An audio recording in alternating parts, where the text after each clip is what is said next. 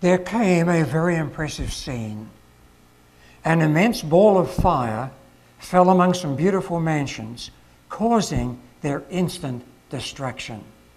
Here in this country, not yet fulfilled. There came a very impressive scene. An immense ball of fire fell among some beautiful mansions, causing their instant destruction. One of authority was addressing a large gathering before whom was spread out a map of the world. He said that this map pictured God's vineyard, which must be cultivated. As light from heaven shone upon anyone, that one was to reflect the light to others. Lights were to be kindled in many places, and from these lights other lights were to be kindled. Jets of light were shining from cities and villages, and from the high places and the low places of the earth. God's word was obeyed, and as a result there were memorials for him in every city and in every village. His truth was proclaimed throughout the world. Then that map was removed, and another map was put in its place. On it, light was shining from just a few places only. The rest of the world was in darkness with only a glimmer of light here and perhaps there. Our instructor said, "This darkness is the result of men following their own course. They have cherished hereditary and cultivated tendencies to evil. They have made questioning and fault-finding and accusing the chief business of their lives. Their hearts are not right with God. They have hidden their light under a bushel." If every soldier of Christ had done his duty, the world would, before this, have heard the message of warning. But the work is years behind. But before we move on with this important, interesting, significant information, we pause for an affirmation in the things of faith, this time in the hands of the Lord. 3 statements from the Scriptures, 2 statements from our writings. James 5:7. Yes, the elder read that a few moments ago. "Be patient, therefore, brethren, unto the coming of the Lord." And when you begin to contemplate what is happening upon planet Earth, what is due to happen on the horizon as it is listed in the writings that we have, sometimes it's likely to make the heart falter, and we come into a stage of panic. We are not ready. Our work is not completed. But James said, that oldest brother of our Lord, he said, chapter 5, verse 7, "Be patient, therefore, brethren, unto the coming of the Lord." Panic, human reaction. Divine reaction with a Christian experience, patience. The coming of Christ is near, and it hasteth greatly. Get ready to meet the Lord. There is a world to be warned of the near approach of the end of all things. Let us be encouraged by the thought that the Lord is soon to return. Jesus in Matthew, "When you see all of these things, know that it is near, even at the doors." In the writings again, the program of coming events is in the hands of the Lord. The majesty of heaven has the destiny of nations as well as the concerns of his church in his own charge. We can be confident that God is still watching over his people upon planet Earth. And another statement that was read by the elder a few moments ago, "Be ye also patient." Twice, one verse and the next verse, and joining patience on the part of God's people. No panic, patience. "Be ye also patient. Establish your hearts, for the coming of the Lord draweth nigh."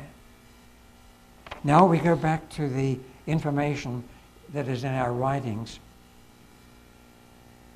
Prophets and Kings 605, that same number. The trying experiences that came to God's people in the days of Queen Esther were not peculiar to that age way back then alone. John the Revelator, looking down through the ages to the close of time, has declared, and this is what he says, the book of Revelation, the dragon was wroth, was angry with the woman, the true church, went to make war. It says war. Went to make war with the remnant of her seed, which keep the commandments of God and have the testimony of Jesus Christ in our day, in our people. Some who today are living upon the earth will see these words fulfilled. Antagonism, laws against commandment keepers, persecution, martyrdom. Before that 1/3 of a million remaining people have closed their eyes.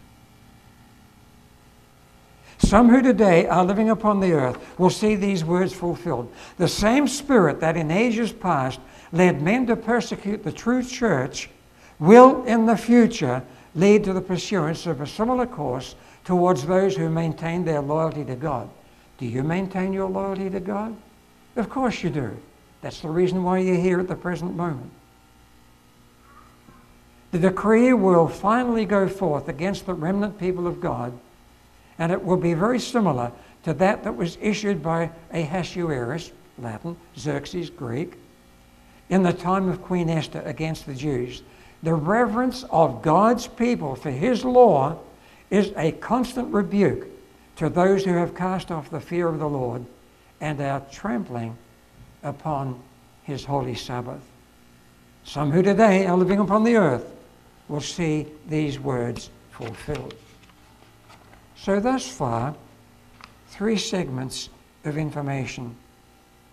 The parable of the 2 maps, what God intended would take place upon planet Earth when his people arose to the occasion. And the second map, the reality of how it has been.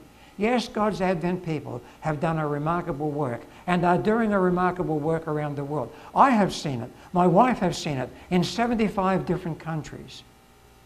But it still didn't work out in the definition and the dimension that God originally intended. So 3 things, the parable of the 2 maps, affirmation of faith, we're in the hands of the Lord, and then the last day parallel. Our topic for the day, the parable of the 2 maps, Queen Esther, and the 2 Sunday laws. Let's go back to the Bible again. As a familiar statement regarding a religious radio program on radio and TV. We're looking at Revelation chapter 13 and reading from verses 11 onwards. You've read this before.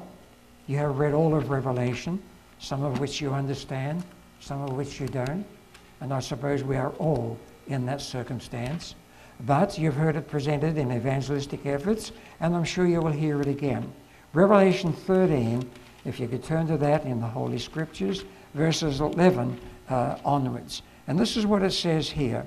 And I beheld, says John, another beast coming up out of the earth. This country, 2 horns like a lamb. Verse 12, it will exercise all the power of the first beast. 13, it will do great wonders, making fire come down from heaven on the earth in the sight of men. This is where the atomic bomb was developed, in this country. I wonder whether that has an application here. And you come to the end of that verse. It says that they will this country will make an image to the first. And verse 15, power to give life to the image, the Catholic endeavor. And as you are aware, follow it closely on TV and on radio and in the newspaper. The Pope is visiting this country, will address the government leadership in this country in just a matter of a few weeks, a few days in the future. It's coming. And you will see there will be a rise in Catholic power within this country as a result of these things. Verse 16, persecution against the rich and poor. Verse 17, no man might buy or sell unless he has the mark or the name of the beast or the number of his name. We have to get the victory over the number of his name. How can you get the victory over a number? Just kids at school just learn how to count and to write numbers. There is something hidden within this information that will be revealed as time goes by. 666. Let me now give the information that is contained in our writings regarding these things. We know that the deadly wound took place in 1798 when Napoleon marched into the Vatican and Rome and annihilated the Vatican. The Pope was made prisoner, and that was supposed to be the end of the Catholic religion. And they had what they considered to be justifiable reasons for annihilating, closing down Catholicism around planet Earth. Read about it in the Great Controversy during the Dark Ages. But, as you know, there was a healing. And on February 11, 1929, my father was a young man. I was not yet born at this stage.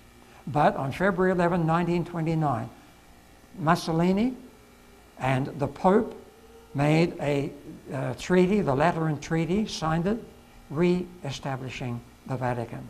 Now, what's going to happen? Great Controversy, 587. They claim that the fast-spreading corruption is largely attributable to the desecration of the so-called Christian Sabbath. Didn't I read a few moments ago Governor Chris Christie referring to lawlessness, the rise of lawlessness in this country? This claim is especially urged in America, where the doctrine of the true Sabbath has been most widely preached. The fast-spreading corruption, they say, is largely attributable to the desecration of the so-called Christian Sabbath, and that the enforcement of Sunday observance would greatly improve the morals of society. Another statement, there are two great errors, immortality of the soul and Sunday sacredness. Satan will bring the people through these two errors under his deception. We understand Sunday sacredness, forgive me, Sabbath sacredness more accurately. What about the state of the dead? Are you aware, are you sure that when your loved ones have closed their eyes, they are awaiting a resurrection? I heard a Protestant pastor some years ago. I was invited to the funeral of the family. He gave an excellent, this Sunday pastor, gave an excellent outline of what happens when a person closes their eyes. They're in the resurrection. When he had finished that dissertation, he then referred to the fact that that person was now in heaven looking down to their loved ones. I said to him afterwards, I said, look, you gave excellent Bible information. Why did you add this other part on that's not in the Bible? And he said, I presented the Bible information because that's true in the Bible. But he said, I presented the fact that, or the information that the loved one had gone to heaven because the people expected. Are we sure in our knowledge and experience of what is taking place there? I read on. The Protestants of the United States will be foremost in stretching their hands across the gulf to grasp the hand of spiritualism. This is so important because when a person, if they are alive, goes to heaven when they die, then they can come back and they can talk with their relatives. Spiritualism is based upon that misconception. The Protestants of the United States will be foremost in stretching their hands across the gulf to grasp the hand of spiritualism. They will reach over the abyss to clasp hands with the Roman power. See what happens in this country between your government and the visit of the Pope. It will be declared that men are offending God by the violation of the Sunday Sabbath, that this sin has brought calamities which will not cease until Sunday observance shall be strictly enforced, and that those who present the claims of the fourth commandment are troublers of the people. Communications from the devils. Communications from the devils, page 591, will declare that God has sent them to convince the rejectors of Sunday of their error. They will lament the great wickedness in the world, and they will declare that the degraded state of morals is caused by the desecration of Sunday. The same policy of deception has marked the history of the Roman Church all through. Those who are now keeping the commandments of God need to bestir themselves, and they should work more earnestly to delay as long as possible this threatened calamity. Those who honor the Bible Sabbath will be denounced as enemies of law and order, calling down the judgments of God upon the earth. In free America, your country, our adoptive country, we were invited to come over here in service for Adventist World Radio. Those who honor the Bible Sabbath will be denounced as enemies of law and order, calling down the judgments of God upon the earth. In free America, rulers and legislators, in order to secure public favor, will yield to the popular demand for a law enforcing Sunday observance. As the movement for Sunday enforcement becomes more bold and decided, the law will be invoked against commandment keepers. They will be threatened with fines and imprisonment. Some will be offered positions of influence and other rewards and advantages as inducements to renounce their faith. As we approach the last crisis, it is a vital moment that harmony and unity exist among the Lord's instrumentalities. I like the unity that my wife and I observe here in your congregation, the style of worship that you have adopted, and the efficiency with which it is performed. Twin musical instruments, song leadership, screen, and other nice things that are accomplished here. This is splendid, particularly where a smaller congregation is involved and you don't have too many people with too much talent. You've got talent, each one, but you don't have a large congregation like they have in some other areas. You know, I hold in my hand now another publication. It's called Adventist World. You've all seen this. And I open here this issue for August, and the month of August has not yet come to an end. But here on page 6 is the story about a new church building that is being constructed on the edge of Washington, D.C. And they are constructing the building in such a way, at such a location, that they plan to hold meetings, activities, services 7 days a week. Can you imagine that? Education, health meetings, medical circumstances, all sorts of things will be presented there. And of course, they will be holding Sabbath worship there in that building. It will be interesting to see how things work out in that building. It's not yet finished, and I'm sure it will be dedicated soon. But as we approach the last crisis, it is a vital moment that harmony and unity exist among the Lord's instrumentalities.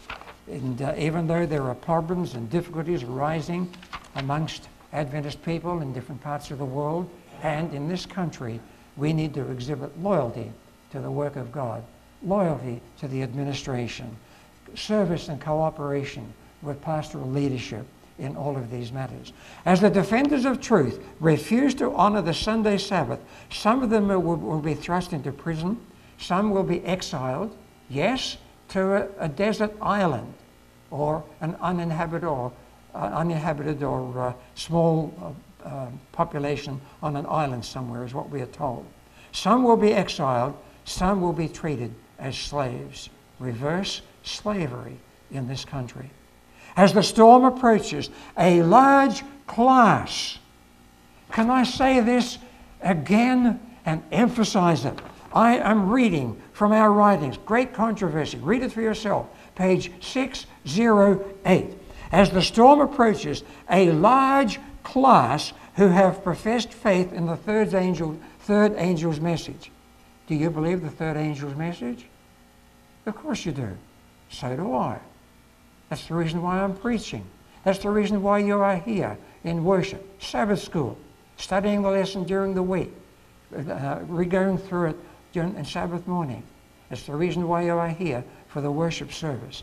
As the storm approaches, a large class who have professed faith in the third angel's message, but have not been sanctified through obedience to the truth, abandon their position and join the ranks of the opposition. Can you believe that? Our figures seem to indicate about 50%. Okay, 30 people here today. 15 of you will leave. 15 of you will stay. No, that's not the way the figures work. But are you sure your faith is founded upon the Scriptures? Are you sure you know what is your faith? Are you reading the Bible daily? Are you studying the Spirit of Prophecy daily? Are you having family worship? Are you having your own personal devotions in these things? This is serious information. Now, how do you know where you stand? Well, here's a little checklist, certainly not complete, and certainly not involving everybody, but a bit of a guide. Do you read the Bible daily? Do you pray to God daily? Not only for requests, but also for thank yous like we had in Sabbath school.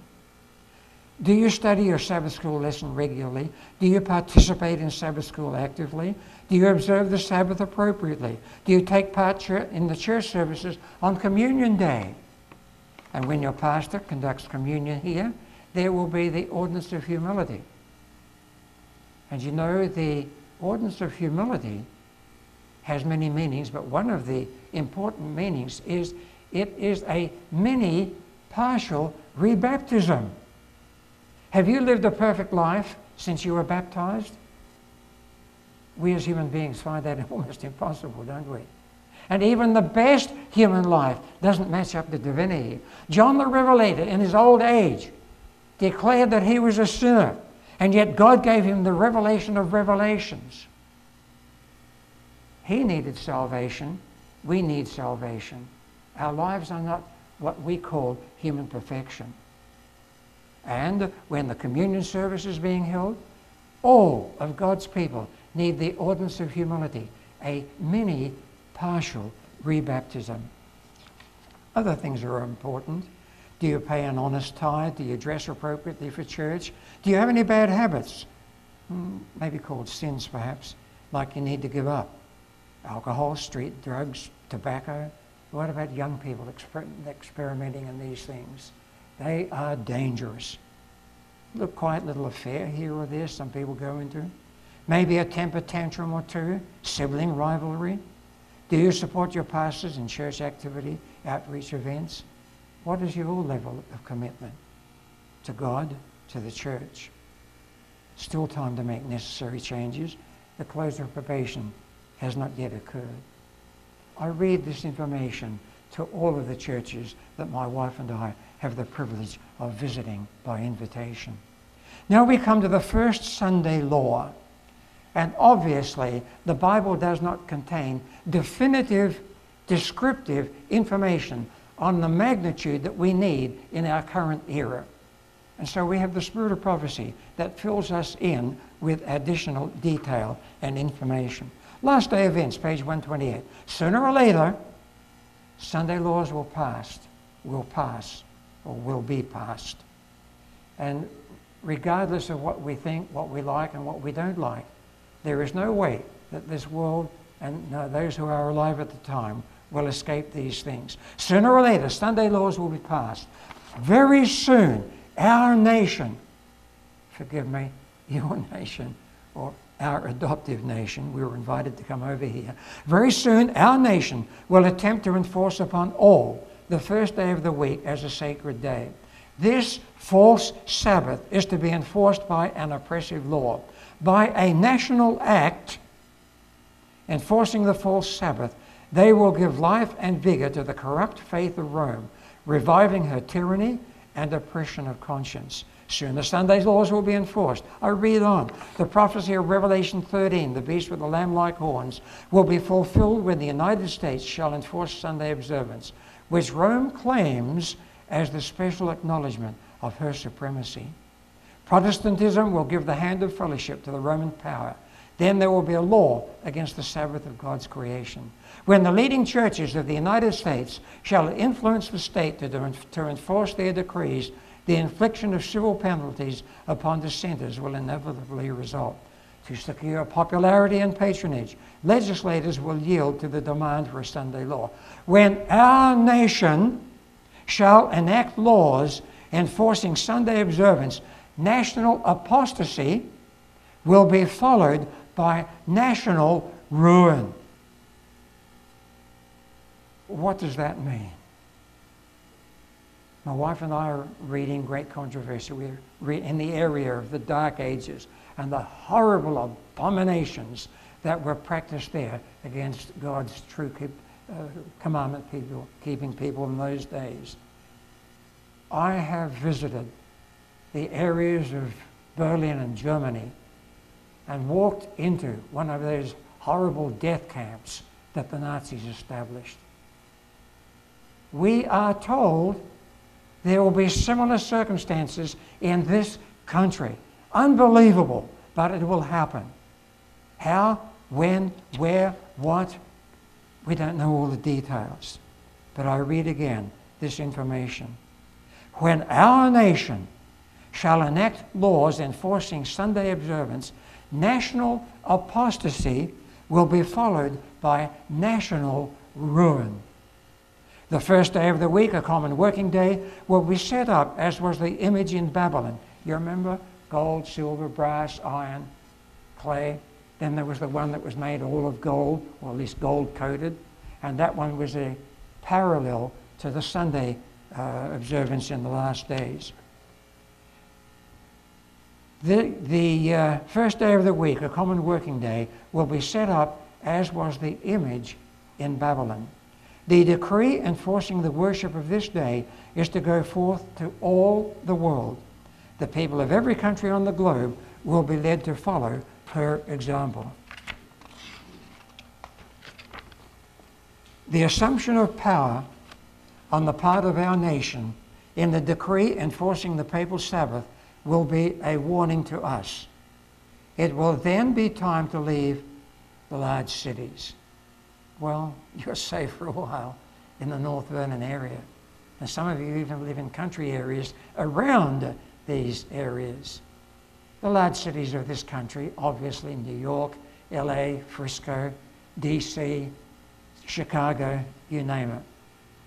But ultimately, there will be a departure from these things. That's the first Sunday law, the law enforcing Sunday worship.